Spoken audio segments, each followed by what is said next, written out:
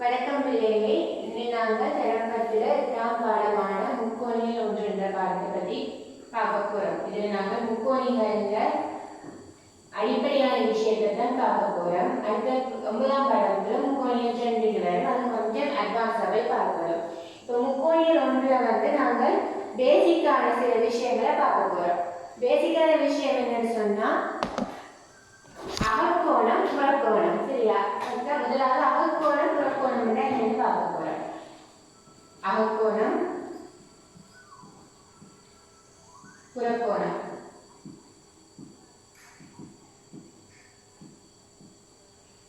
சரியா? அகக்கோணம் என்று சொன்னா என்னன்னு சொன்னா இப்ப நாங்க ஒரு முக்கோணம் எடுத்துக்கொள்ளோம். சரியா?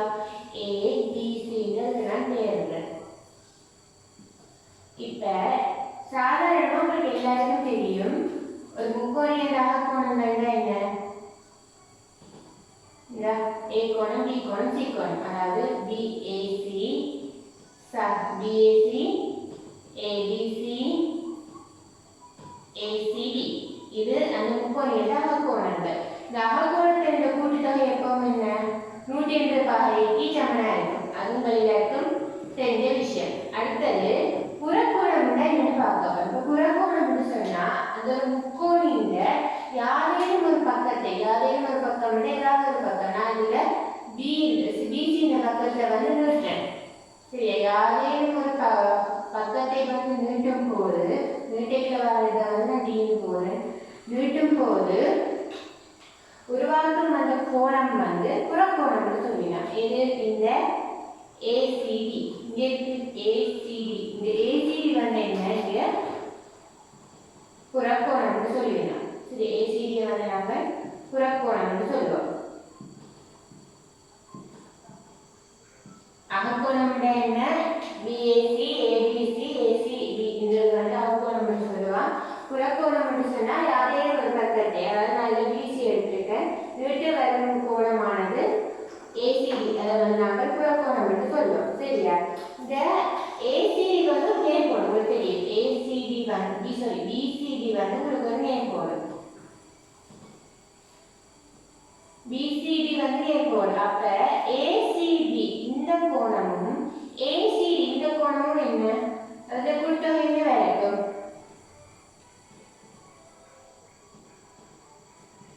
ACD இந்த கோணம்.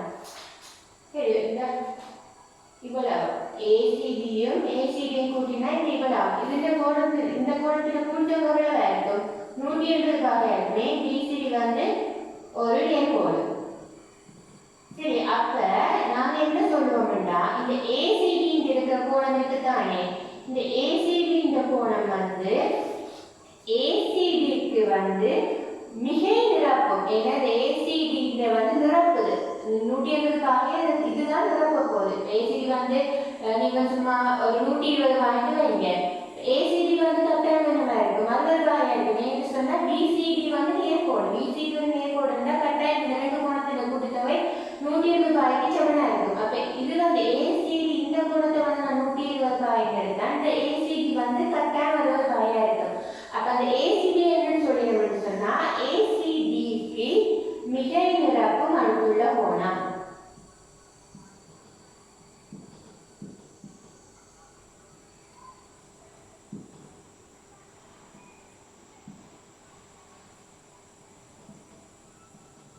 சரியா? விளங்கிட்டு தானே? BCD ஒரு நேர்கோடு. ACD இப்ப நான் சும்மா இருக்கிற 120 அது ஒவ்வொரு கணக்குக்கும் ஒவ்வொன்று மாறும். அப்ப நான் 120 கட்டாயம் ACD 60 இருக்குன்னு சொன்னா BCD நேர்கோடா இருக்கிறதால அப்ப இந்த ACD நம்ம ACDக்கு நிரப்பு 180 வரை. அப்ப ACD மிக நிரப்பும் அடுத்துள்ள கோணம்னு சொல்லுவோம். சரியா? அடுத்தது பாருங்க, இந்த BAC இந்த கோணம், BAC இந்த கோணமும். சரியா? அடுத்தது என்ன?